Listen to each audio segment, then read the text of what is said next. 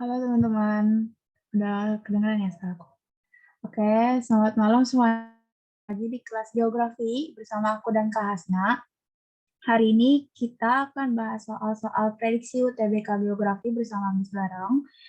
Jadi di sini aku akan membahas soal-soal yang mendekati prediksi-prediksi tentang soal geografi. Sebelum memulai, mari kita berdoa sesuai agama dan kepercayaan masing-masing. Berdoa dimulai.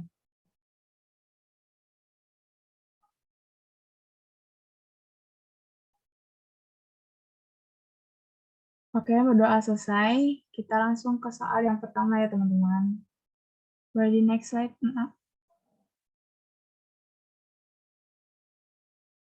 Oke, kita masuk ke nomor 1. Baik, bentar ya. Perbedaan flora dan fauna yang ada di Sulawesi dan dengan di Kalimantan dan Papua dipengaruhi oleh... Oke, teman-teman, yang langsung tahu jawabannya boleh di kolom chat aja ya. Sebelum itu, aku mau menjelaskan di sini ada peta Indonesia yang dimana di-highlight di Pulau Sulawesi dan Pulau Papua dan Pulau Kalimantan. Ada yang langsung jawabannya? Boleh langsung aja ya. Kita akan bahas ke garis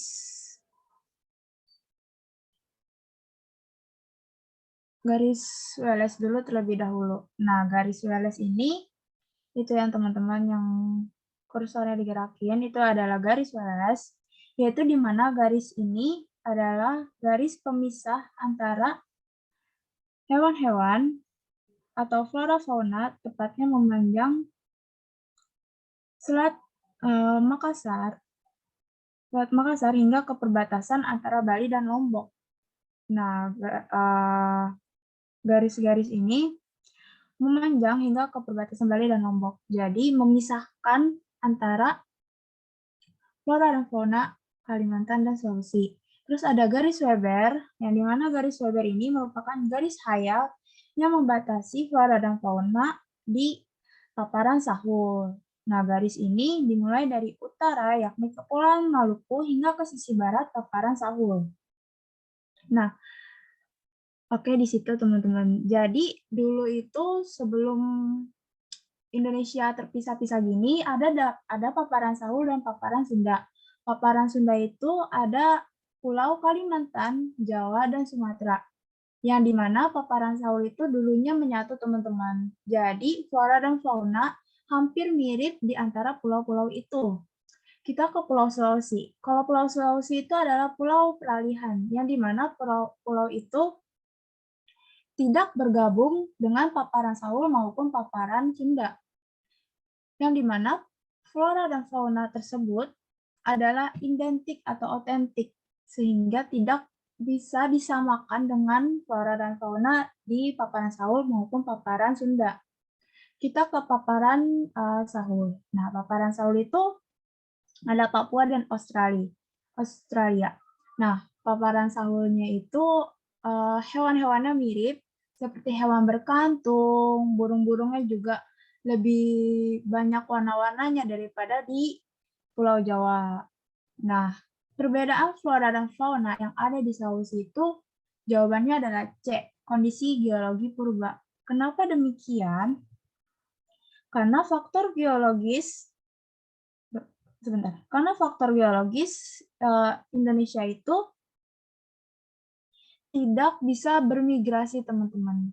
Jadi tidak bisa bermigrasi ke paparan Sahul maupun ke paparan Sunda. Jadi benar-benar otentik di Pulau Sulawesi tersebut. Selain itu, bukti-bukti geologi menunjukkan peristiwa-peristiwa masa Pleistosen di Asia Tenggara. Pleistosen itu adalah perubahan iklim, sehingga daratan-daratannya itu bisa timbul dan tenggelam. Air lautnya itu naik dan turun, teman-teman. Jadi masa Pleistosen itu bisa disebut dengan perubahan iklim. Nah, perubahan iklim ini terjadi beberapa kali sehingga permukaan air laut itu bisa turun menjadi 50 meter hingga 150 meter. Nah, lalu ada keberadaan jembatan tanah yang menghubungkan antara Asia Tenggara dengan pulau-pulau utama. Seperti yang sebelumnya aku bilang, ada paparan Sunda yang dimana ada jembatan tanah yang dulunya tergabung itu, teman-teman. Ada Sumatera, Jawa, dan Kalimantan. Nah, seiring dengan paparan benua yang sangat besar itu, melalui jembatan tanahnya ini yang dulu digabung, itu bermigrasi ke Asia Tenggara menuju Sumatera, Jawa, dan Kalimantan. Nah, itu yang disebut dengan garis Wallace yang dipisah itu. Oke. Lalu ke perbedaan flora dan fauna yang ada di Sulawesi dengan di Kalimantan disebabkan karena Sulawesi merupakan pulau yang terbentuknya terakhir. Jadi Pulau Sulawesi ini yang seperti aku bilang tadi, ada pulau otentik yang berbeda dengan pulau-pulau lainnya. Oke, teman-teman. Jadi jawabannya C ya, kondisi geologi purba. Oke, next selanjutnya. Oke, upaya pengurangan resiko gempa bumi pada tahapan pasca kejadian. Teman-teman boleh dulu dijawab di kolom komentar. 15 detik cukup ya.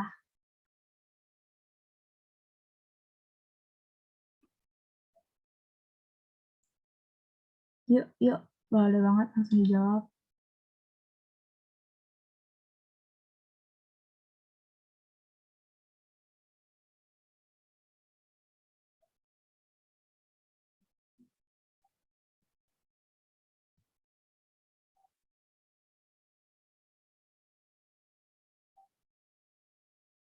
Oke, udah 15 detik ya jawabannya. Bener banget jawabannya D, yaitu merelokasi penduduk ke daerah yang relatif aman. Nak, boleh di slide selanjutnya. Oke. Kita ke siklus penanggulangan bencana. Jadi dalam siklus penanggulangan bencana ini ada pra bencana atau sebelum bencana, ada kejadian bencana, dan pasca bencana. Jadi pra bencana itu ada pencegahan dan mitigasi, kesiapsiagaan, lalu terjadinya bencana. Nah, pasca terjadinya bencana itu disebut dengan rehabilitasi dan rekonstruksi. Aku bahas satu-satu dulu ya, teman-teman. Kita bahas ke pra-bencana. Pra-bencana itu ada mitigasi. Nah, pengertian dari mitigasi itu adalah kegiatan sebelum bencana terjadi. Contohnya adalah kegiatan yang membuat peta wilayah rawan bencana, terus pembuatan bangunan tahan gempa, penanaman pohon bakau, penghijauan hutan, serta memberikan penyuluhan dan meningkatkan kesadaran masyarakat yang tinggal di wilayah rawan tersebut. Itu adalah salah satu mitigasi pra-bencana.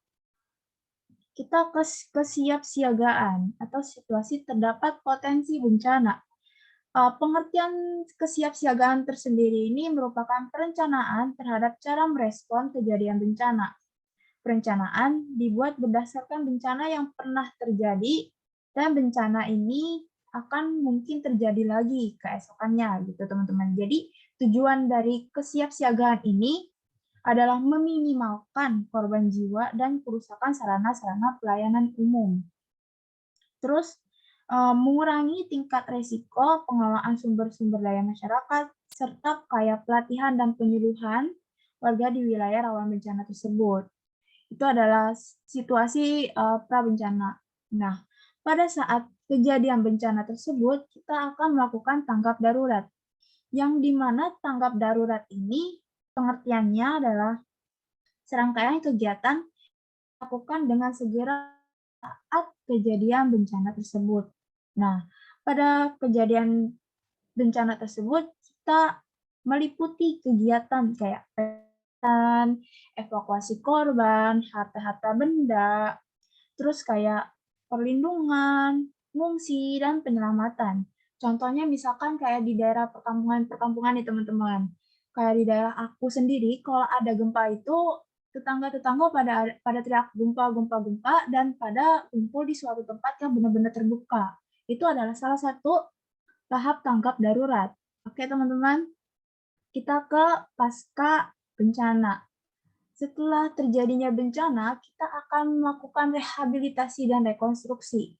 Banyak banget teman-teman yang trauma akan kejadian-kejadian bencana seperti tsunami, mereka pada takut air atau pada takut ke pantai, terus ada kebakaran, mereka pada takut juga api.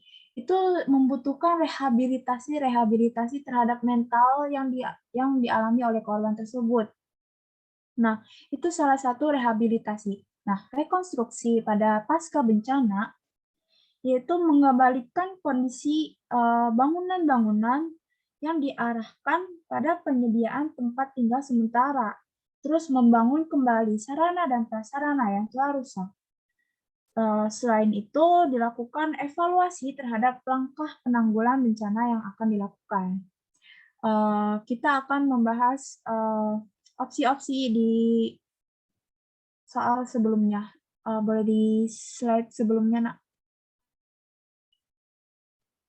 Nah, slide sebelumnya ini kita akan membahas satu-satu opsinya. Yang A itu adalah membuat bangunan tahan gempa.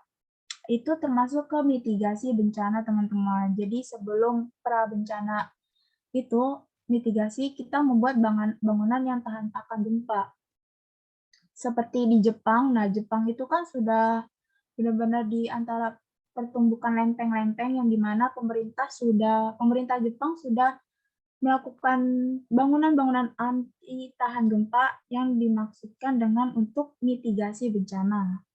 Lalu yang B yaitu mengumpulkan penduduk di tempat yang terbuka. Seperti yang tadi aku bilang, itu adalah tanggap darurat atau pada saat bencana. Lalu yang C yaitu mewaspadai tanda-tanda gempa bumi. Nah, mewaspadai tanda-tanda gempa bumi itu adalah kesiapsiagaan. Lalu yang D, itu jawabannya ya teman-teman ya, upaya pengurangan resiko pasca kejadian, yaitu merelokasi penduduk ke daerah yang relatif aman. Lalu yang E, yaitu membuat peta kawasan rawan bencana gempa bumi, termasuk ke pencegahan dan mitigasi. Oke, Nak, boleh slide selanjutnya. Oke, kita ke nomor 3. Teman-teman, boleh langsung jawabannya biar kita bisa diskusi bareng-bareng. Yuk, 15 detik.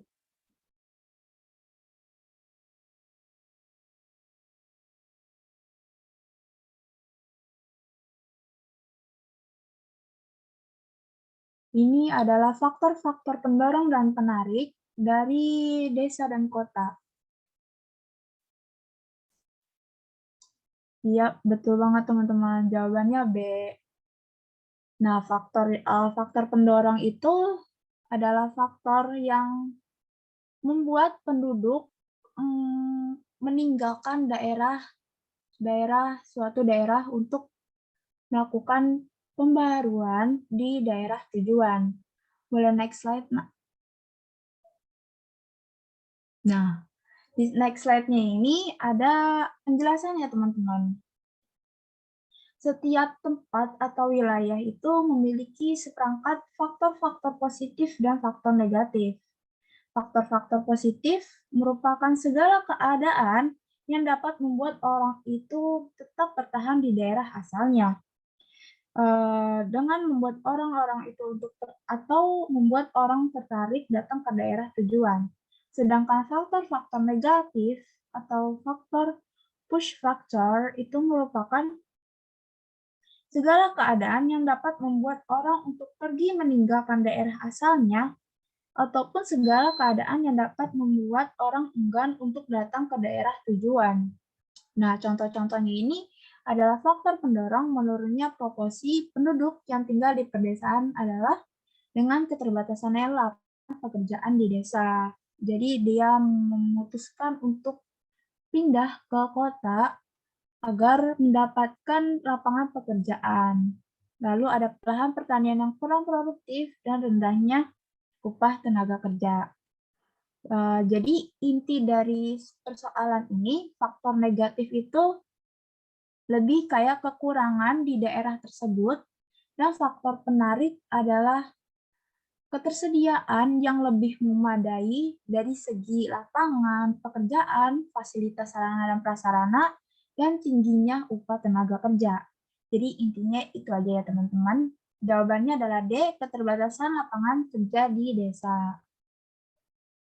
Ya teman-teman, kalau yang A itu perkembangan sektor industri di kota itu termasuk ke faktor positif, dan daya dukung. Kalau yang B, daya dukung lahan pertanian yang memadai juga faktor positif, tetapi yang ada di desa.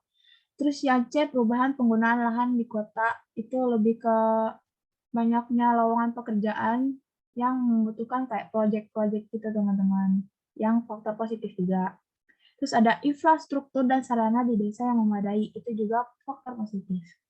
Oke, langsung nomor 4 ya teman-teman. Nah, kita berbicara tentang zona-zona yang ada di lautan, yang dimana zona itu memiliki potensi biotik atau makhluk hidup yang ada di zona laut tersebut. Nah, zona-zona laut tersebut itu terbagi-bagi menjadi beberapa bagian, ada yang bilang 4, ada yang bilang 5. Tapi dalam UTBK kebanyakan sampai ke abyssal aja. Oke, ya, teman-teman boleh langsung jawab.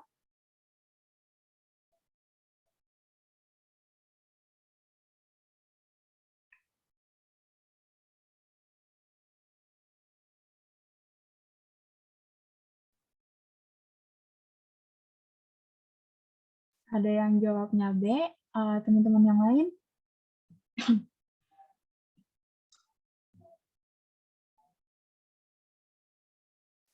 Yap, betul banget teman-teman. Jawabannya B. Kita boleh ke next slide-nya, Nak. Nah, next slide-nya ini kita akan membahas satu persatu zona-zona yang ada di laut. Nah, pertama itu ada zona litoral. Zona litoral itu adalah zona transisi yang terletak di daerah pasang surut air laut. Jadi, inti dari zona litoral ini adalah perbatasan antara daratan dan lautan yang disebut dengan pantai. Zona ini merupakan wilayah laut yang akan tergenang air apabila terjadi air pasang. Begitupun sebaliknya. Ketika terjadi air surut, maka daratan ini akan terlihat menjadi daratan pantai. Intinya gitu teman-teman, kayak perbatasan gitu pantai. Kita ke zona neritik. Nah, jawabannya benar teman-teman, zona neritik.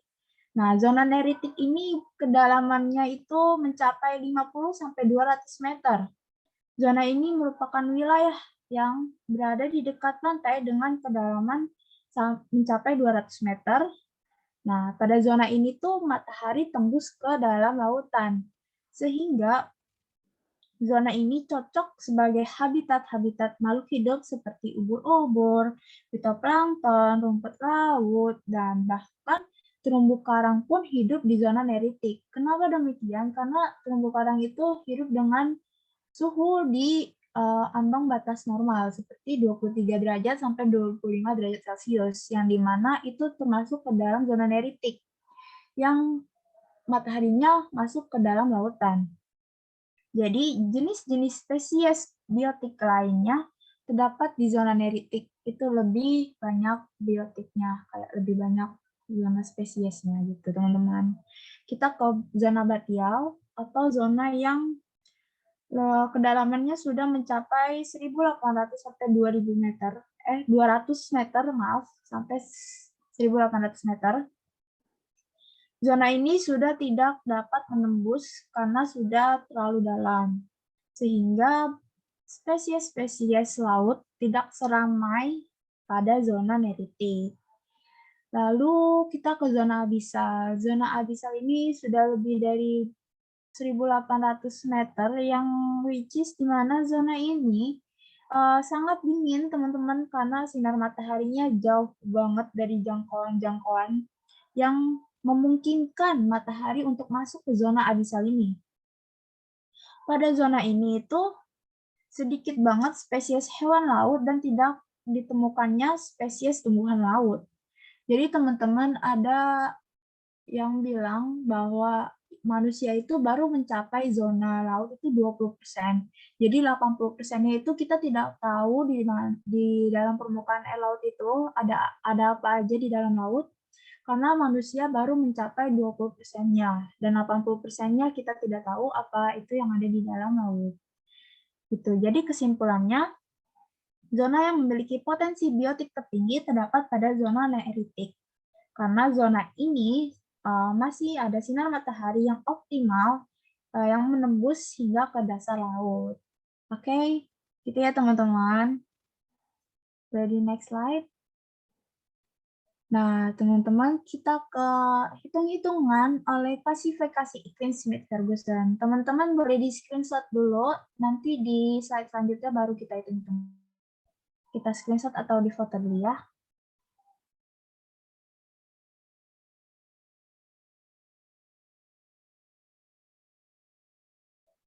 Oke, teman-teman ada yang tahu rumusnya? Atau mungkin sudah pernah nyoba soal-soal ini? Kalau belum, kita bahas bareng-bareng aja ya teman-teman. Boleh di next slide, Nak.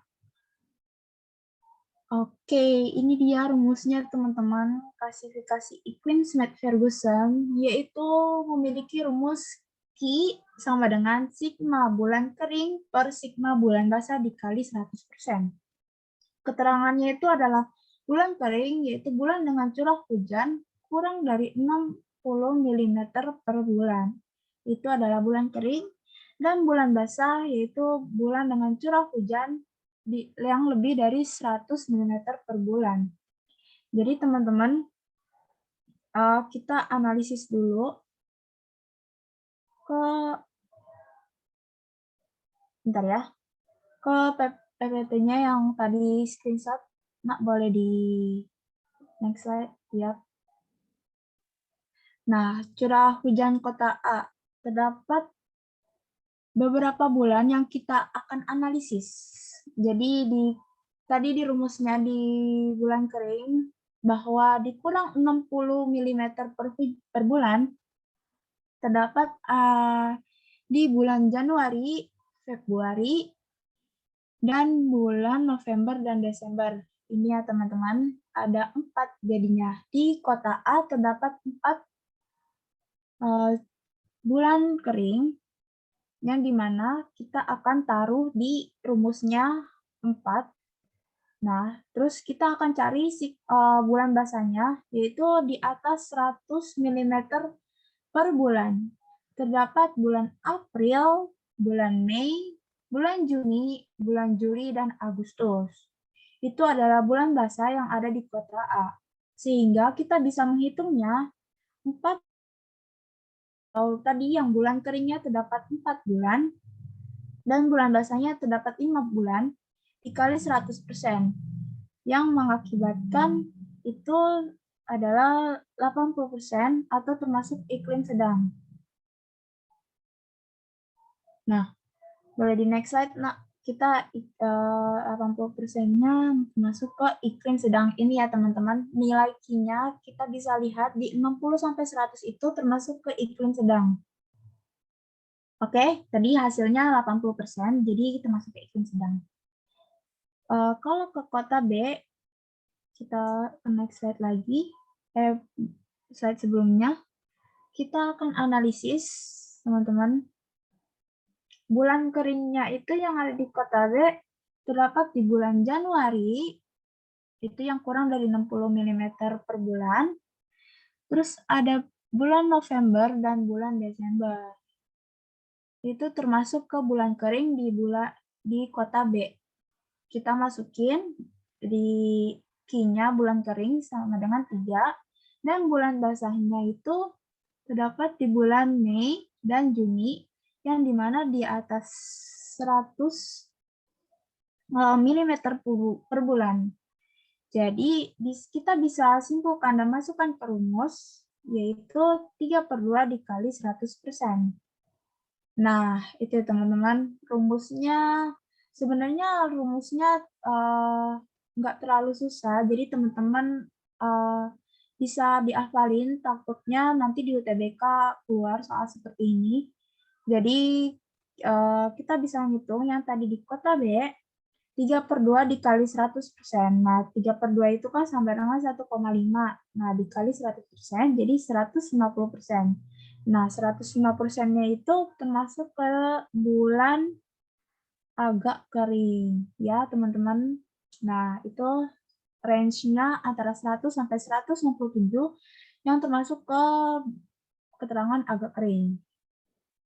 Oke, teman-teman, ada yang masih bingung atau sudah jelas? Jadi kesimpulannya, jawabannya A ya teman-teman, semakin ke arah Indonesia bagian barat, maaf, berdasarkan nilai Q-nya dapat disimpulkan bahwa kota A memiliki iklim lebih basah dibandingkan dengan kota B.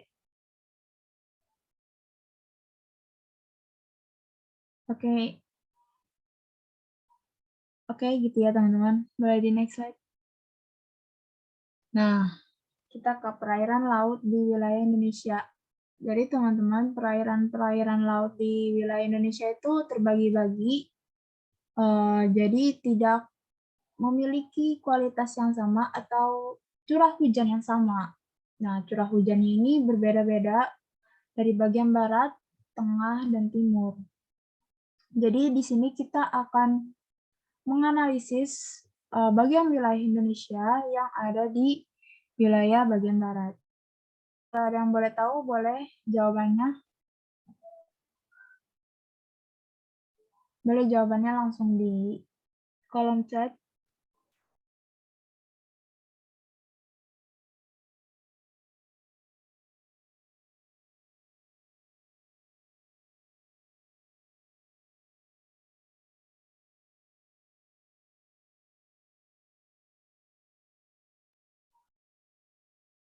Dari Mita jawabannya D, ada yang lain? Nanti kita diskusikan bareng-bareng.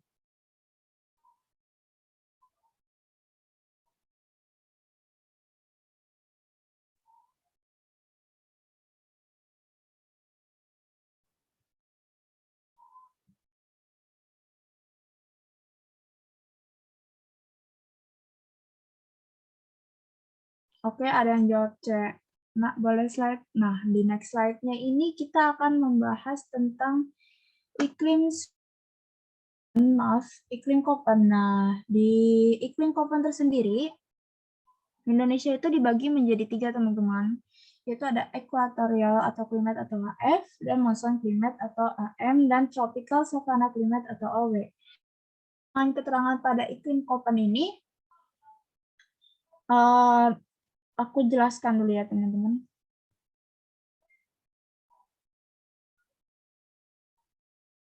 Nah, pada iklim Koppen ini mengakibatkan iklim-iklim tersebut berpengaruh terhadap lautan-lautan Indonesia. Contohnya aja, kita akan berbicara tentang salinitas. Teman-teman tadi soalnya kan tentang salinitas. Maaf, tadi aku kurang baca. Tadi kadar garam air yang ada di air laut. Jadi pada penguapan-penguapan dan penambahan air tawar itu menjadi berpengaruh terhadap kadar garam yang ada di lautan. Ada penguapan dan penambahan air tawar. Kita akan bahas tentang yang penguapan. Penguapan tersendiri itu berbanding lurus dengan salinitas. Maksudnya, ketika penguapan tinggi itu adalah matahari yang terus-menerus memancarkan sinar mataharinya, intensitasnya itu terus-menerus memancarkan ke lautan, sehingga terjadinya penguapan yang sangat tinggi. Maka daripada itu, salinitasnya pun menjadi tinggi, atau kadar garamnya menjadi tinggi. Dan sebaliknya, ketika penguapannya rendah itu misalkan kayak mendung, teman-teman. Mendung kan otomatis mataharinya nggak masuk kan ya, teman-teman. Jadi salinitasnya pun akan menjadi rendah. Nah, intinya ketika penguapan tinggi, maka salinitas pun akan menjadi tinggi. Begitupun sebaliknya. Lalu ada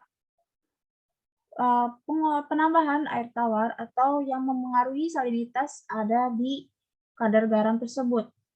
Penambahan air tawar ini bisa melalui air sungai, hujan, atau es gletser. Boleh nak di next sebelumnya? Oke, ini dia teman-teman.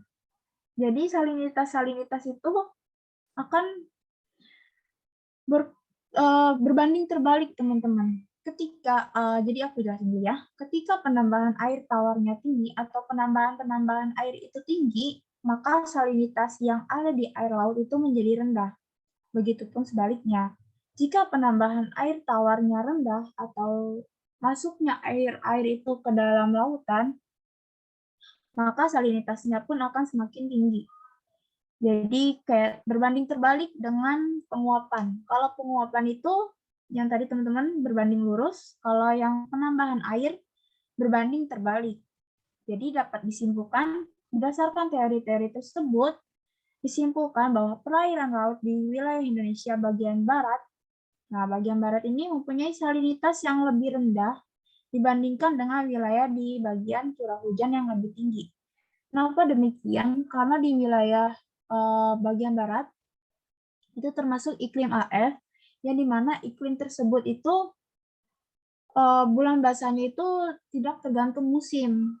Jadi terus-menerus akan turunnya hujan sehingga terjadinya penambahan air itu membuat salinitasnya pun rendah.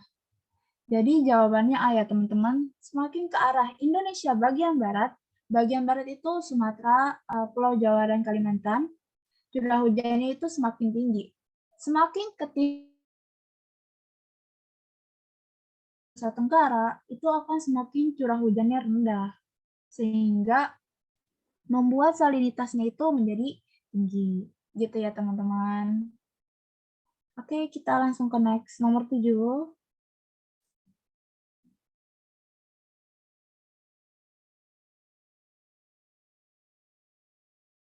Nah, di nomor 7 sendiri, terdapat fauna-fauna yang di region E itu, region E Asiatis, dan region F-nya itu adalah Australis. Nah, teman-teman ada yang tahu jawabannya apa? Yang itu ada garis kecilnya yang di perbatasan antara Pulau Kalimantan dan Sulawesi. Kita fokusnya ke situ aja, teman-teman. Yang dimana penyebarannya itu terhenti karena terdapat sawah berupa, yuk, boleh langsung dijawab.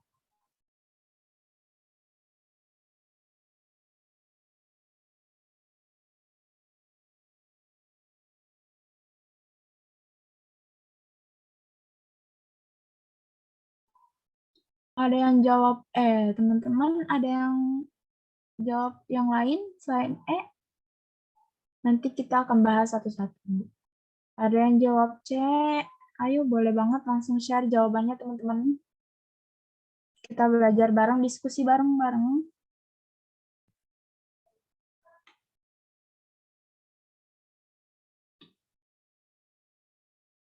Oke, sudah ya. Jadi jawabannya itu adalah Palung Makassar. Nah, kenapa sih Palung Makassar? Karena di Palung Makassar tersendiri, secara geomorfologis nih teman-teman, merupakan daerah atau daerah depresi cekungan yang sangat dalam yang dapat menyebabkan fauna-fauna di Asiatis tidak bisa bermigrasi ke daerah Australis. Kenapa demikian? Seperti yang sebelumnya di nomor 1 aku jelaskan, di Pulau Sulawesi itu yang terdapat garis di perbatasan Pulau Sulawesi ya teman-teman. Jadi daerah otentik itu tidak bisa bermigrasi. Kenapa demikian? Karena dulunya Pulau Sulawesi itu adalah pulau yang peralihan, jadi tidak bergabung dengan paparan Sunda maupun paparan Sahul. Nah, lalu ada fakta lain yaitu Palung Makassar merupakan palung yang terdalam, salah satu palung terdalam yang ada di Indonesia, sehingga fauna-faunanya itu tidak bisa bermigrasi. Gitu teman-teman. Jadi jawabannya ayah. Kita akan bahas satu-satu opsinya. Nah, Laut Seram, ada fun fact nih teman-teman, Laut Seram. Laut Seram itu ada di Kepulauan Maluku. Karakteristiknya itu curah hujan yang relatif tinggi, teman-teman. Karakteristik itu membuat kondisi cuaca yang ada di Laut Seram dipengaruhi oleh kondisi-kondisi di sekitarnya, termasuk kondisi di pulau-pulau yang ada di sekitaran perairan. Itu adalah salah satu karakteristiknya, yaitu curah hujan yang relatif tinggi. Lalu karakteristik yang kedua, sering terjadinya gempa di Laut Seram. Karena intensitas gempa yang cukup sering terjadi ini diakibatkan zona subduksi yang aktif. Teman-teman ada yang tahu zona subduksi yang aktif itu? Zona subduksi itu merupakan penunjaman antara lempeng kerak samudra. Jadi teman-teman kalau di zona subduksi itu ada lempeng benua dan lempeng samudra, yang dimana lempeng samudra ini tipis sehingga menunjang ke bawah dan ditutup dengan lempeng benua, sehingga terjadinya penunjaman yang itu akan membuat sering terjadinya gempa-gempa yang ada di Laut Seram. Itu teman-teman, jadi karakteristik dari Laut Seram. Kalau Selat Ombai Wetar, itu cuma selat yang ada di wilayah Pulau Timor, Pulau Wetar yang ada di Provinsi Maluku. Lalu Selat Bali, yaitu cuma ada selat yang memisahkan Pulau Jawa dengan Pulau Bali. Lalu ada Laut Banda, yaitu adalah sebuah laut yang terletak di Kepulauan Maluku. Jadi gitu teman-teman. Oke, boleh next slide.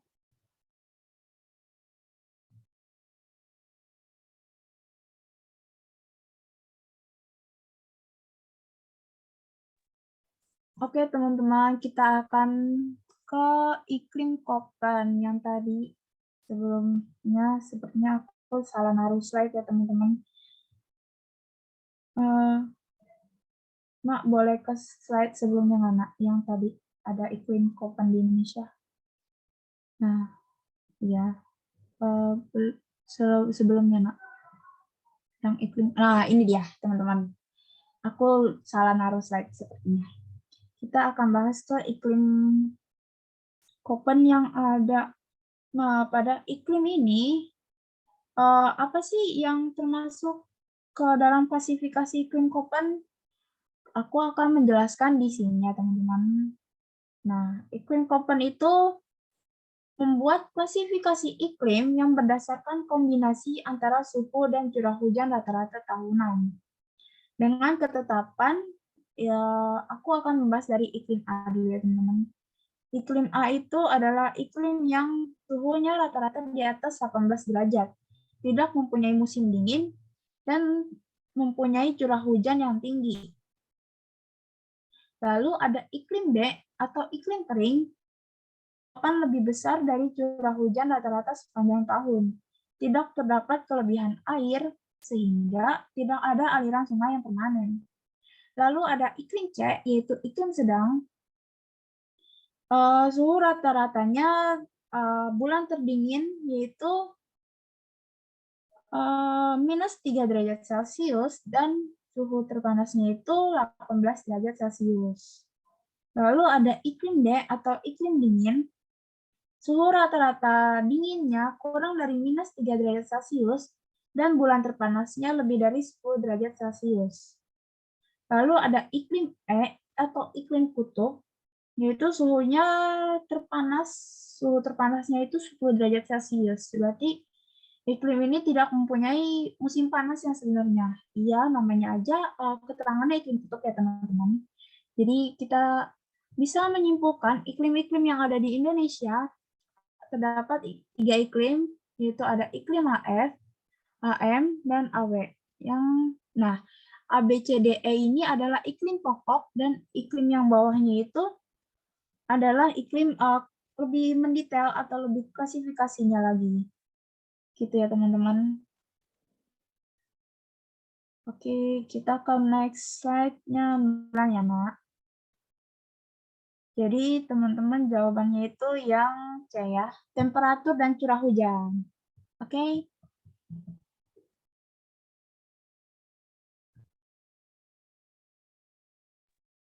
Kita ke nomor 9, yaitu adalah sensus penduduk. Nah, sensus penduduk ini kita bisa langsung mendapatkan kuncinya, yaitu secara online melalui web, atau secara online berdasarkan metode pengumpulannya. Jadi, berdasarkan metode pengumpulan ini, kita melakukan online.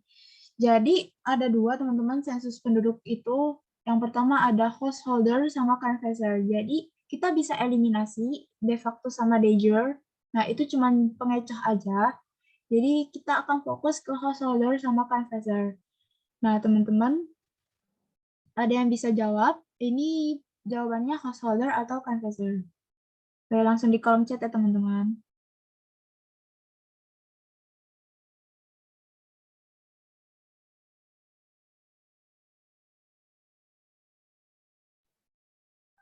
Yuk, kita bahas bareng-bareng.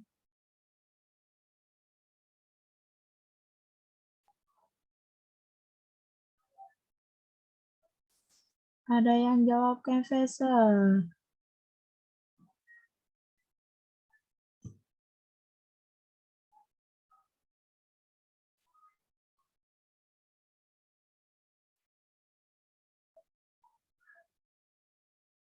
Oke, teman-teman, jawabannya C. Sebenarnya jawabannya adalah A ya, teman-teman, yaitu householder. Aku akan jelasin satu-satu, yang dimana householder itu pengertiannya daftar pertanyaan angket yang oleh responden secara mandiri. Jadi teman-teman, kita bisa langsung mendapatkan kuncinya, yaitu secara online. Kalau secara online itu kita ke householder. Kalau canvasser itu yang dimana sensus tersebut dilaksanakan dengan cara pengisian daftar pertanyaan oleh petugas. Jadi petugas-petugasnya itu langsung ke rumah untuk mengisi sensus-sensus penduduk. Gitu teman-teman. Kalau misalkan nih Indonesia kan ada yang bilang masih negara berkembang, ada yang bilang negara maju. Nah, ini mungkin ada salah satu pertanyaan yang bilang negara Indonesia berarti sudah maju, berarti kita pakai secara online, itu householder. Tapi ada yang bilang Indonesia masih negara berkembang, berarti kita pakai canvasser atau secara offline ya teman-teman. Jadi bisa kita simpulkan kalau secara online itu kita pakai householder, secara offline atau petugasnya itu datang ke kita disebut dengan canvasser. Oke, gitu ya teman-teman, cuma ada dua aja, householder dan canvasser. Boleh di next slide? Nah, nomor 10 ini kita akan membahas tentang proyeksi-proyeksi atau tentang mengkonversi penampakan bumi di bidang lengkungnya. Teman-teman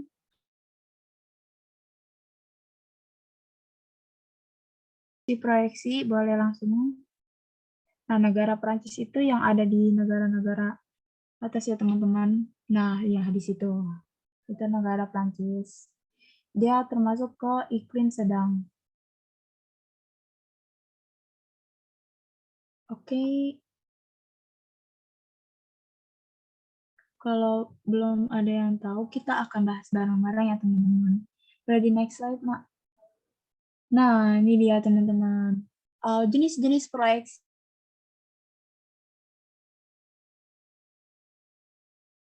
Ini banyak banget yang dikeluar TLTO UTBK.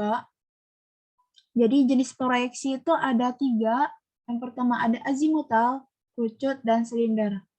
Nah, azimutal ini yang ada di untuk memproyeksi kutub-kutub utara.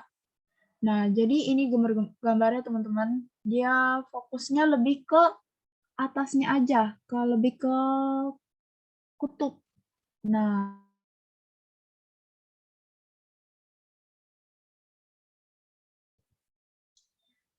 jawabannya memang konikal atau kerucut. Pada negara Prancis, proyeksi ini digunakan untuk memetakan negara-negara Eropa, teman-teman. Jadi pada bidang proyeksi ini, bola bumi tepatnya pada lintang 4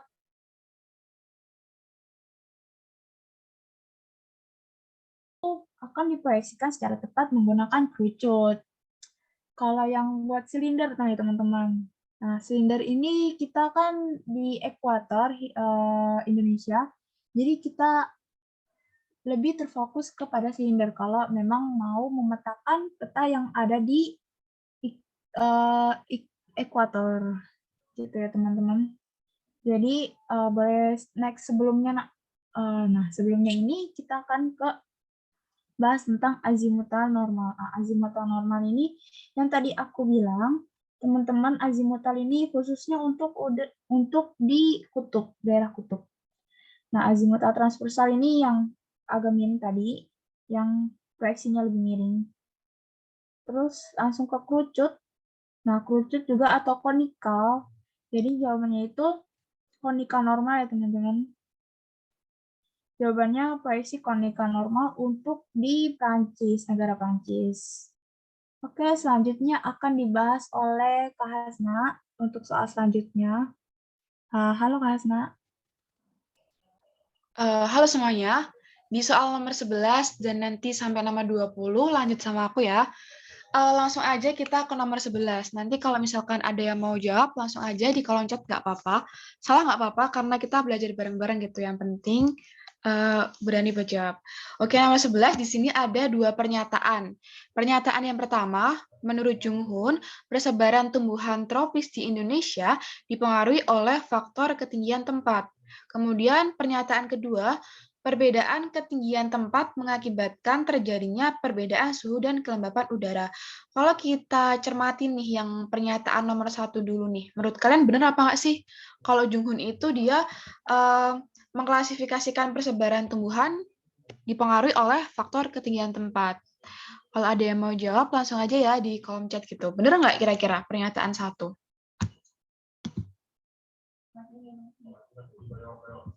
Oke, ada yang jawab benar. Iya, benar banget ya. Jadi pernyataan 1 ini benar gitu. Nah, jadi ada yang namanya klasifikasi iklim Jung Hoon. Klasifikasi iklim Jung Hoon itu dia mengklasifikasikan persebaran tumbuhan berdasarkan faktor ketinggian tempat gitu. Nanti aku tunjukin juga gambarnya biar kalian lebih mudah buat membayangkan gitu iklim Jung Hoon tuh kayak gimana sih. Tapi kita lihat dulu ya yang pernyataan nomor 2. Perbedaan ketinggian tempat mengakibatkan terjadinya perbedaan suhu dan kelembapan udara. Betul nggak ini? Betul apa salah? Nah, ini ada yang jawab benar. Iya, jawabannya benar ya.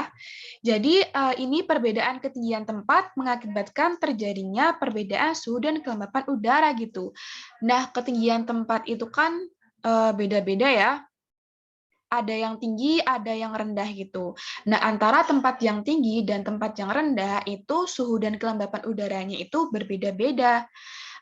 Jadi pernyataan 1 benar, pernyataan 2 juga benar, dan keduanya saling berkaitan gitu. Kesimpulan dari slide yang ini adalah bahwa iklim Jung Hoon itu dia mengklasifikasikan persebaran tumbuhan berdasarkan ketinggian tempat gitu.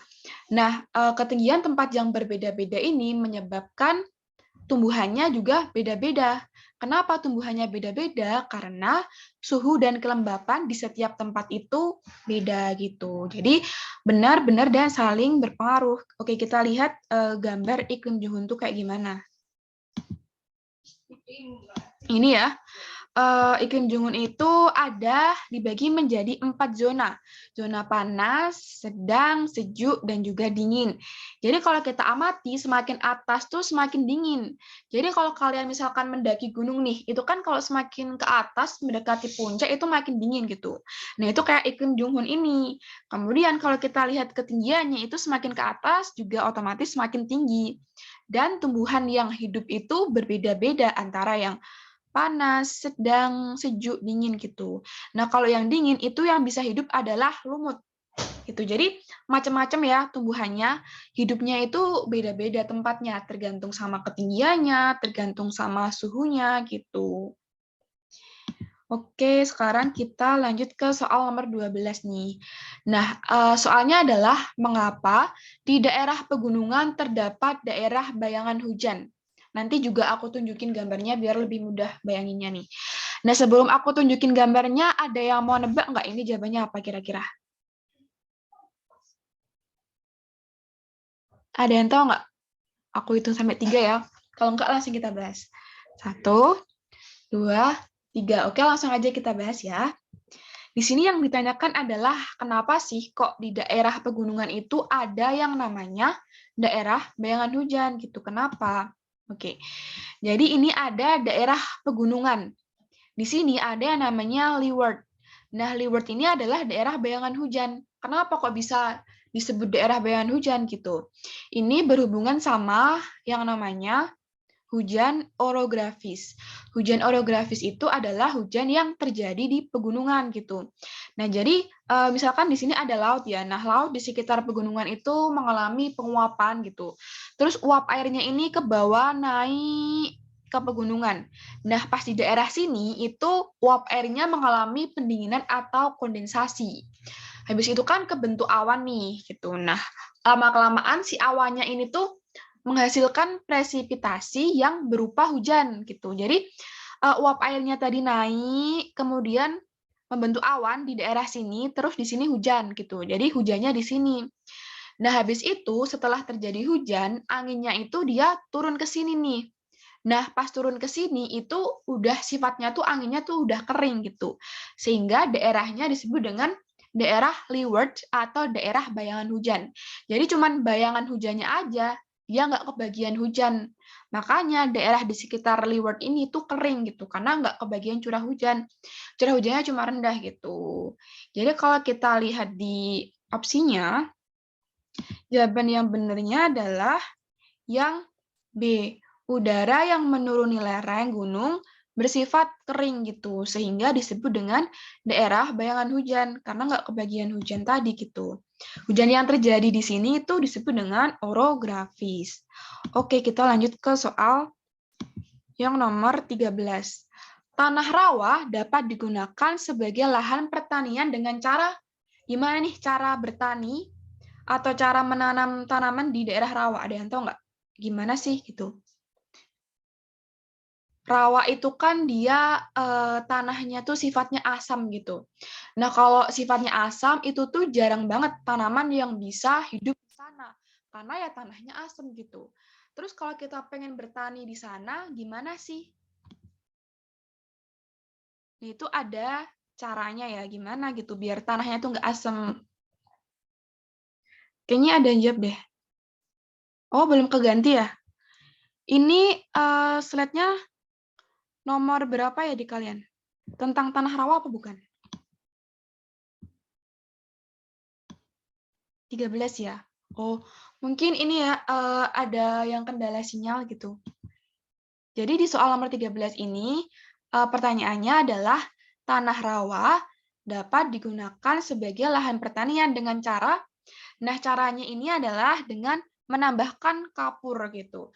Rawa yang tanahnya asam kalau dicampur dengan kapur dia bisa menjadi netral. Akhirnya cocok tuh buat ditanami tanaman gitu. Nah, kalau yang penambahan belerang, biasanya kalau penambahan belerang itu untuk menetralkan basa. Nah, karena rawa itu asam, berarti dia cocoknya adalah ditambahi sama kapur gitu. Jadi jawabannya adalah D ya.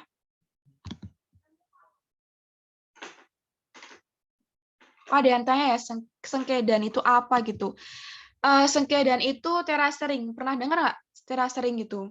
Jadi itu biasanya ada di daerah pegunungan, terus itu bentuknya itu kayak berundak-undak, kayak tangga gitu.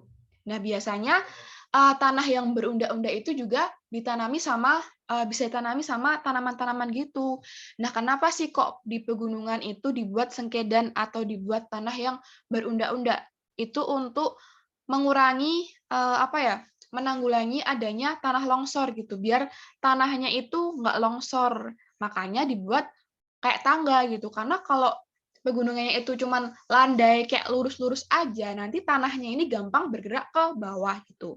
Itu ya sengkedan gitu. Jadi di sini jawabannya adalah penambahan kapur. Oke, kita next.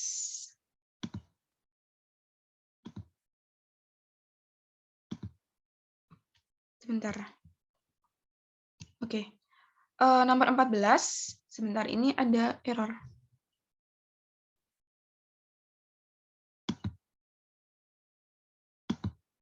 Nah, di sini soalnya adalah peran desa sebagai hinterland kota adalah, ada yang pernah dengar nggak sih hinterland itu apa gitu? Oke, jadi hinterland itu adalah hinterland itu adalah daerah belakang gitu, daerah belakang. Nah, maksudnya daerah belakang itu apa gitu? Jadi desa itu sebagai daerah belakang kota atau daerah yang memasok kebutuhan-kebutuhan kota gitu. Nah, apa aja sih yang disediakan desa untuk kota gitu? Apa aja?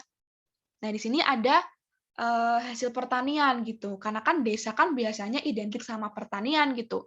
Banyak sawah, banyak sayuran gitu. Jadi desa itu menyediakan hasil pertanian untuk kota gitu. Kemudian jawaban selanjutnya adalah yang nomor 4 nih, sumber tenaga kerja nih. Jadi orang-orang desa itu banyak yang pergi ke kota buat cari pekerjaan. Makanya bisa dikatakan bahwa desa itu sebagai pemasok tenaga kerja ke kota gitu. Jawabannya 2 sama 4. Daerah hinterland itu adalah daerah yang menyediakan kebutuhan gitu. Jadi desa menyediakan kebutuhan kota. Desa menyediakan hasil pertanian dan juga sumber tenaga kerja. Oh iya, maaf banget nih, agak nge-lag jadi susah buat buka chatnya.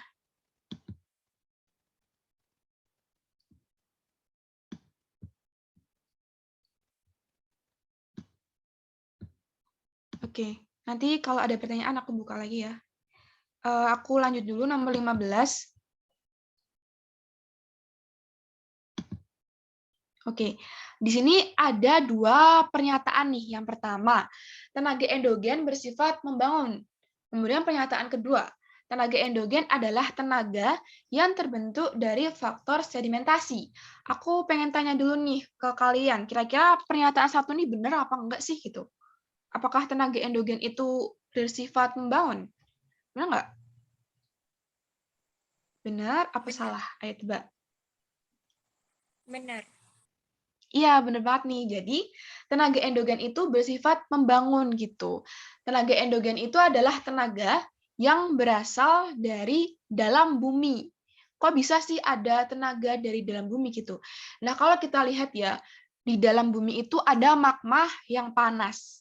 Nah, magma yang panas itu dia membentuk arus gitu. Jadi, magmanya ini bisa bergerak membentuk arus. Namanya adalah arus konveksi. Nah, arus konveksi ini bisa menggerakkan lempeng-lempeng yang ada di bumi gitu. Jadi lempengnya itu bisa bergerak karena di bawahnya itu ada arus panas yang bergerak nih. Nah, lempeng yang bergerak ini itu kan bisa menghasilkan bentang lahan tertentu ya, kayak menghasilkan pegunungan dan lain sebagainya gitu. Terus juga bisa apa ya? Pokoknya ada bentang lahan macam-macam yang bisa terbentuk karena adanya si pergerakan tektonik itu atau pergerakan lempeng. Makanya tenaga endogen itu disebut sebagai tenaga yang membangun gitu. Terus kalau kita lihat di pernyataan yang kedua, tenaga endogen adalah tenaga yang terbentuk dari faktor sedimentasi nih. Salah apa benar? Kira-kira kalau dari penjelasan yang aku tadi. Benar, Kak. Oke. Jadi tenaga endogen ini bukan terbentuk dari faktor sedimentasi ya. Jadi pernyataan kedua ini lebih tepatnya itu salah gitu. Kenapa?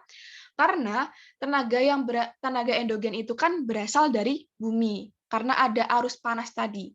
Nah, arus panas tadi itu bisa menghasilkan tadi pergerakan lempeng, kemudian gempa bumi sama vulkanisme atau gunung meletus. Nah, ketiga itulah yang disebut dengan tenaga endogen gitu. Nah, kalau sedimentasi itu adalah beda lagi, itu namanya bukan endogen, tapi namanya adalah tenaga eksogen atau tenaga yang berasal dari dalam bumi. Jadi jenis-jenis tenaga yang ada di bumi itu kan ada 2 ya, endogen sama eksogen. Eksogen ini yang berasal dari luar. Dia itu ada 3 jenis nih. Ada erosi, ada transportasi sama sedimentasi. Nah, ketiganya ini saling berurutan nih. Jadi pertama erosi dulu, habis itu transportasi, dan yang ketiga itu sedimentasi nih. Nah, antara erosi sama sedimentasi, menurut kalian mirip nggak? Mirip nggak sih? Ada yang bisa bedain nggak? Mirip nggak? Mirip kan? Oke, jadi erosi nih sama sedimentasi itu tuh sama-sama sama-sama penghancuran material gitu. Penghancuran material biasanya menjadi material yang lebih kecil-kecil nih. Tapi apa sih bedanya antara erosi sama sedimentasi gitu? Misalkan suatu batuan mengalami erosi nih. Kemudian tererosi menjadi material yang kecil-kecil. Nah, material yang kecil-kecilnya ini tuh pindah ke suatu tempat gitu. Kenapa bisa pindah? Bisa karena angin, bisa karena air, bisa karena es gitu. Nah, material yang pindah itu, peristiwa material pindah itu disebut dengan erosi gitu. Sedangkan kalau sedimentasi itu ketika batuan mengalami pelapukan atau sedimentasi,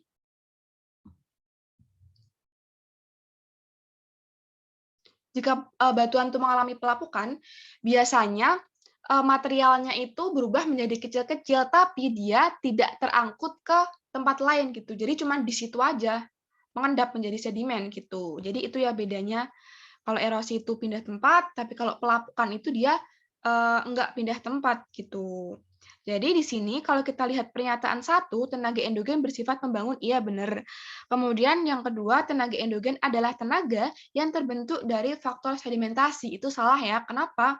Karena sedimentasi itu termasuk ke dalam dalam tenaga eksogen atau tenaga yang berasal dari luar gitu.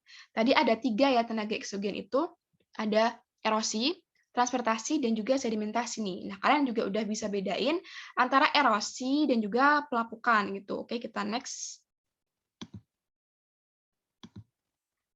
16 nih.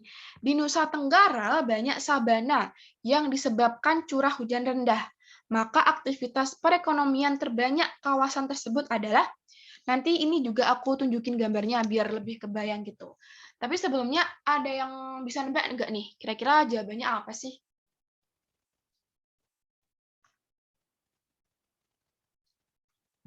Apa nih, ada yang tahu nggak? Ada yang jawab D, peternakan nih. Ada yang jawab C, perikanan nih. Jadi apa nih gitu? Oke, aku kasih tahu ya. Jadi di Nusa Tenggara itu terkenal banget sama yang namanya sabana. Nah, sabana itu bentukannya tuh kayak gini nih. Bentar aku next ya. Ini yang namanya sabana. Jadi sabana itu terdiri atas padang rumput yang luas, kemudian dia terdiri dari beberapa pohon-pohon gitu. Nah, di sini itu walaupun padang rumput, tapi curah hujannya itu lumayan rendah gitu, kayak jarang hujan gitu. Nah, karena ini banyak padang rumputnya, banyak rumput-rumputnya, maka dia cocok untuk peternakan gitu. Biasanya di Nusa Tenggara itu banyak peternakan kuda. Nah, si rumput-rumputnya ini bisa dimanfaatkan untuk bahan pangan hewan gitu, bahan pangan kuda gitu sih. Jadi jawabannya yang D gitu. Cocoknya untuk peternakan karena ya padang rumput gitu sih. Kemudian kalau pertanian, perkebunan, kehutanan, perikanan gitu, itu kurang tepat. Kenapa? Karena kayak pertanian, perkebunan, kehutanan itu kan membutuhkan tanah yang subur gitu. Tanah yang subur itu identik dengan curah hujan yang tinggi. Jadi kurang tepat ya, jawabannya yang D. Curah hujan yang tinggi itu biasanya ada di hutan tropis di daerah Sumatera, Jawa, Kalimantan gitu. Nah, itu biasanya curah hujannya tinggi gitu. Kalau di Nusa Tenggara itu cenderung curah hujannya rendah. Makanya dia bukan hutan gitu, tapi lebih ke padang rumput aja. Itu sih. Terus nomor 17, faktor pronatalitas yang mempengaruhi pertumbuhan penduduk suatu wilayah adalah, nah, pronatalitas itu dia apa ya? Kalian tahu nggak pronatalitas? Pronatalitas itu mendukung adanya kelahiran gitu. Apa sih yang bisa mempengaruhi kenaikan kelahiran gitu? Pronatalitas itu kan dia setuju sama kelahiran gitu. Oke, Mita jawab D nih. Aca juga jawab D. Oke, jadi jawabannya emang bener D. Banyak anak, banyak rezeki gitu. Kalau orang itu mikir, oh banyak anak, banyak rezeki gitu, ya udah punya banyak anak aja gitu. Maka karena punya pemikiran yang kayak gitu, itu namanya pronatalitas atau setuju dengan kelahiran gitu, mendukung adanya kelahiran. Sehingga angka kelahiran itu bisa naik gitu. Itu pronatalitas. Nah, lawan kata dari pronatalitas adalah apa yo? Pro itu biasanya lawan katanya ini ya. Kalau dalam konteks ini biasanya lawan dari pronatalitas itu adalah anti natalitas gitu atau anti kelahiran gitu. Iya, biasanya pro itu lawan katanya kontra gitu. Tapi kalau dalam konteks iya dalam konteks geografi, dalam konteks kelahiran ini, kelahiran kematian itu anti natalitas gitu. Jadi ada pronatalitas atau mendukung kelahiran dan ada juga anti natalitas atau tidak setuju dengan kelahiran gitu. Natalitas itu kelahiran. Kalau kematian ada yang tahu nggak kematian itu nama lainnya apa kalau dalam geografi nih? Kita sekalian belajar istilah-istilah geografi, kosakata geografi nih. Depannya M. Ada yang tahu nggak? Kematian tuh depannya M. Iya, bener banget nih, kayak yang dibilang Aca. Jadi, kalau kematian itu mortalitas. Kalau mendukung kematian itu pro-mortalitas. Kalau tidak mendukung adanya kematian itu anti-mortalitas gitu sih. Jadi ada pro sama anti gitu. Itu ya. Terus coba kita next ke nomor 18 nih. Ciri pembangunan berkelanjutan adalah, ini mungkin kalian udah pada tahu ya, pembangunan berkelanjutan tuh apa gitu. Jadi kira-kira ABCDE ini apa nih?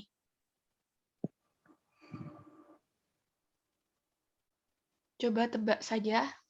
Yuk, kawan-kawan tebak.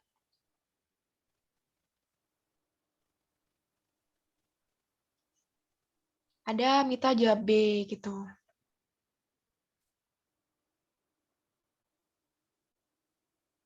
Oke, mungkin aku bahas saja ya, karena udah malam juga. Jadi inti dari pembangunan berkelanjutan gitu, apa sih pembangunan berkelanjutan? Nah, pembangunan berkelanjutan ini adalah ketika kita melakukan pembangunan di masa sekarang, entah itu pembangunan apapun gitu, itu kita harus mikirin nih dampak ke depannya. Kita harus berpikir jangka panjang. Nanti kalau aku berbuat kayak gini, nanti di masa depan dampaknya apa ya gitu. Nah, itu namanya pembangunan berkelanjutan nih. Kita mikirin kelanjutannya, dampak dari perilaku kita itu apa gitu. Jadi jawabannya benar kayak yang dibilang Mita, itu yang B, memenuhi kebutuhan sekarang tanpa mengorbankan generasi yang akan datang gitu. Contohnya gini, misalkan kita ini di masa sekarang butuh pohon gitu. Otomatis kita harus menebang pohon gitu untuk memenuhi kebutuhan sekarang. Tapi kalau kita mau nebang pohon, kita harus mikir dulu nih, ini boleh ditebang apa enggak sih gitu. Biasanya yang boleh ditebang itu adalah pohon yang udah tua-tua gitu. Terus bukan hutan lindung, pokoknya ada kriteria tertentu gitu. Gitu, jadi kita harus mikirin nih, ini boleh ditebang apa enggak gitu. Kalau misalkan sembarangan, itu kan kita berarti mengorbankan generasi yang akan datang, itu nggak boleh gitu. Intinya kita harus mikirin di masa depan nanti dampaknya gimana gitu. Jadi jawabannya yang B ya. Oke, jadi ini udah hampir selesai. Erosi yang menyebabkan terbentuknya kenampakan alam di Kapadokia, Turki adalah, oke, jadi kita sekarang jalan-jalan ke Turki dulu nih. Aku liatin gambarnya ya. Yuk kita ke Turki. Nah, ini nih gambarnya. Ini namanya adalah Kapadokia. Itu di Turki. Kalau kita amati, ini tuh kayak ada batuan-batuan gitu kan. Terus bolong-bolong gitu si batuan-batuannya ini gitu. Nah, itu terjadi karena ada suatu proses nih. Proses apa gitu? Dari ekshalasi, sedimentasi, ablasi, deflasi sama abrasi, kira-kira yang mana nih? Kalau bolong-bolongnya kayak gitu. Ada yang jawab B?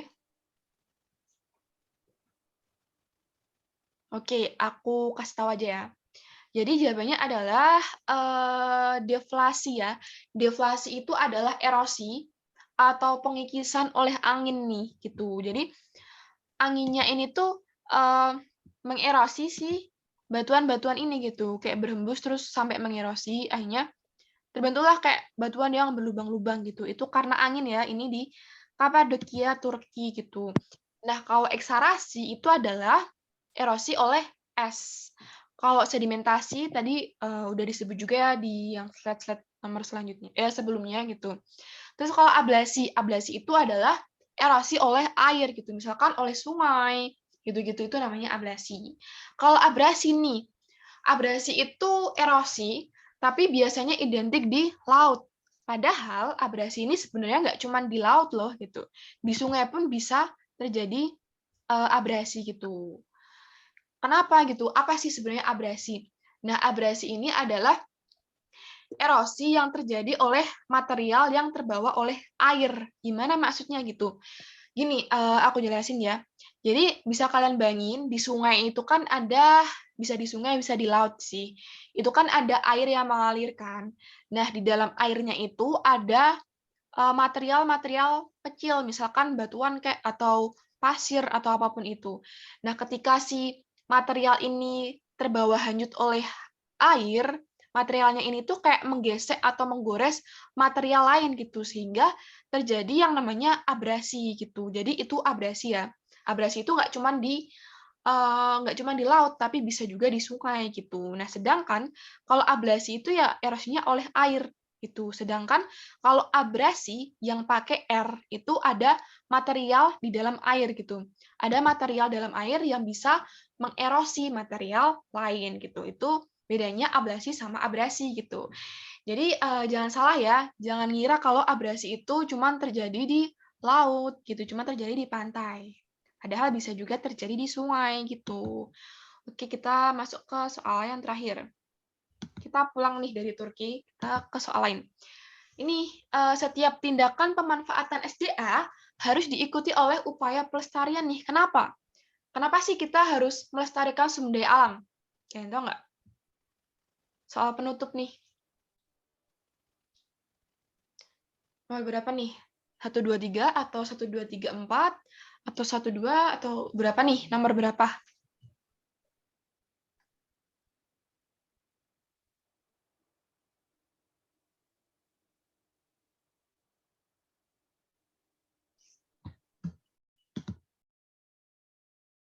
Oke, ada yang nomor 1. Ada yang jawab benar semua. Oke. Jadi, jawabannya ini adalah 1, 2, dan juga 3 gitu. Kita harus menjaga sumber daya alam karena ya sumber daya alam itu terbatas gitu. Jadi kita harus hemat. Kemudian yang kedua, persebaran SDA itu terbatas gitu. Kan di setiap tempat itu sumber daya alamnya itu beda-beda ya gitu. Jadi terbatas nih. Kemudian yang ketiga, kerusakan sumber daya alam harus dikendalikan. Iya dong, kalau misalkan nggak dikendalikan ya bumi kita lama-lama rusak gitu. Nah, karena sumber daya alam ini terbatas ya, kita harus melestarikan sumber daya alam. Jadi jawabannya itu 1, 2, dan juga 3 gitu. Ini udah sampai nomor terakhir sih gitu. Dan mungkin tadi aku agak kecepatan juga, ngejar waktu juga gitu. Jadi mungkin tadi ada yang bingungin gitu nggak penjelasan aku atau mungkin ada yang pengen ditanyain? Mungkin dari soal nomor 1 sampai 20 ini. Oke, ini ada yang mau screenshot soal nomor 9, boleh-boleh. Teman-teman, kalau ada yang mau nanya dari 1 sampai 20, ada yang kurang jelas, boleh ya? Iya. Dari Soalnya 1 sampai 20. tadi aku juga agak cepet juga sih gitu. Mumpung kita lagi di Zoom ini gitu, mungkin ada yang pengen ditanyain gitu. Maaf, teman-teman, ada yang mau nanya? Kalau Iya. ada yang kurang jelas, boleh ditanya. Kalau ada yang kurang dimengerti atau dipahami, boleh ditanya lagi. Mumpung masih Iya. ada di Zoom. Oke. Mungkin ada yang mau diskusi atau apa gitu, mumpung kita di sini gitu. Yuk, diskusi yuk. Itu Kak nomor 20 yang 4 kenapa nggak masuk? Oke, kita cek ya. Sebentar, aku pindah.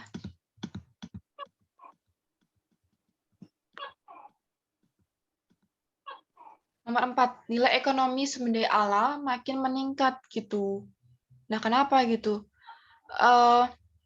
Kalau kita ngomongin pelestarian, itu biasanya lebih ke kenapa sih kita harus menjaga sumber daya alam atau sumber daya lingkungan, sumber daya alam gitu, atau kita harus menjaga lingkungan gitu. Biasanya itu dia identiknya sama biar sumber daya alamnya itu nggak cepat habis, kayak prinsip yang tadi nih, prinsip pembangunan berkelanjutan. Jadi ada hubungannya sama prinsip pembangunan berkelanjutan gitu. Biar di masa depan itu generasi di masa depan itu masih bisa menikmati sumber daya alam gitu. Jadi kita harus mengendalikan kerusakan gitu, harus menjaga agar ketersediaan dan juga persebarannya itu nggak makin habis gitu. Kalau nilai ekonomi SDA itu makin meningkat, belum tentu sih gitu. Itu tergantung manusianya. Apakah manusia itu dia bisa memanfaatkan dengan baik atau enggak gitu. Nah, kalau yang ditanyakan adalah pelestarian, itu biasanya terkait dengan pembangunan berkelanjutan gitu.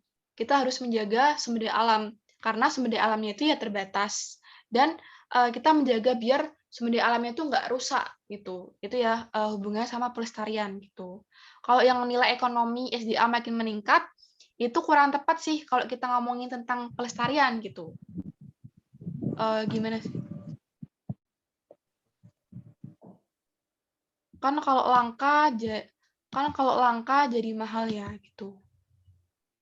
Iya, kalau langka jadi mahal. Tapi di sini tuh kenapa kita harus melestarikan gitu? Karena kalau misalkan gimana ya, nilai ekonomi sumber daya alam makin meningkat, ya itu belum tentu sih gitu. Kalau ngomongin pelestarian, kenapa kita harus melestarikan, itu emang lebih tepatnya itu kita hubungin sama si pembangunan berkelanjutan tadi gitu. Kalau nilai ekonomis itu kurang masuk kalau kita ngomongin tentang pelestarian gitu. Kenapa kita harus menjaga lingkungan gitu. Gimana nih, Tiana? Atau mungkin ada yang mau nambahin?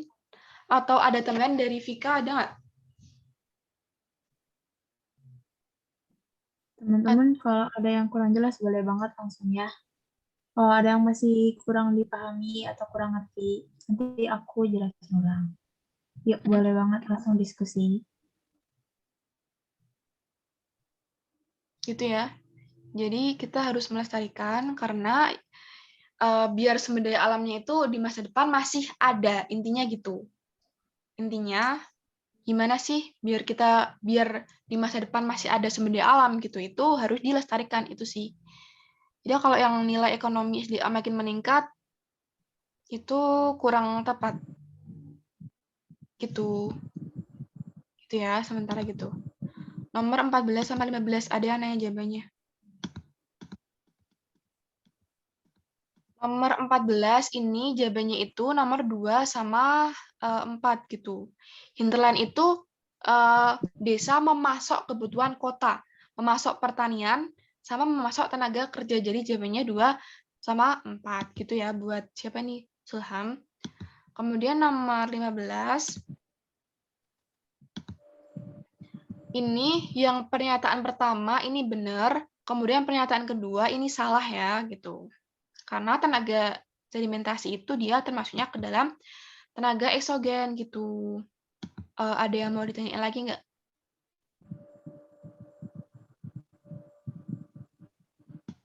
Atau udah? Atau ada yang mungkin pengen mengklarifikasi sesuatu tentang geografi? Ada lagi nggak? Yuk, teman-teman boleh langsung open mic-nya atau mau langsung chat kolom komentar. Oke, sama-sama gitu. Makasih. Mungkin aku ini ya, aku hitung sampai 5 ya. Kalau ada yang mau tanya, langsung aja. Oke, 1, 2, ada yang nanya nggak? 3, 4, 5. Oke, nggak ada ya. Tolong jangan live dulu ya, kita screenshot dulu. Tolong jangan leave dulu ya, aku screenshot dulu. Vika bisa tolong screenshotin nggak? Bisa di sana. Oke. Oke, bentar ya teman-teman. Boleh langsung open cam-nya, kalau bisa. Oh iya, aku makasih banget ya buat semuanya yang udah belajar geografi bareng kita. Terus maaf Masih ada juga kalau masih ada kekurangan. Terus tadi aku emang rada kecepatan gitu sih. Kalau ada yang mau ditanyain boleh chat ke DM Twitter aku juga boleh gitu. Boleh langsung DM ya kalau ada yang kurang-kurang nanya atau sesuatu. Iya. Yuk, teman-teman ada yang bisa open cam lagi? Kita dokumentasi dulu sebentar.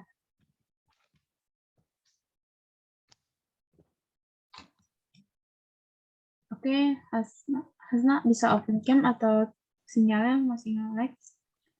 Ini aku sebenarnya udah mencet open cam sih, cuman kayaknya nggak bisa deh. Iya, masih nge-lag ya, Nana. Wah, udah bisa. Udah bisa. Sebentar ya, teman-teman. Oke. Aku screenshot dulu ya. Ya. 1, 2. Oke, aman teman-teman. Makasih ya udah datang. Makasih ya, semoga kedepannya kalian lancar dan bisa masuk ke pencarian impian kalian. Sampai jumpa di kelas geografi berikutnya. Ya, Makasih ya udah datang. makasih ya.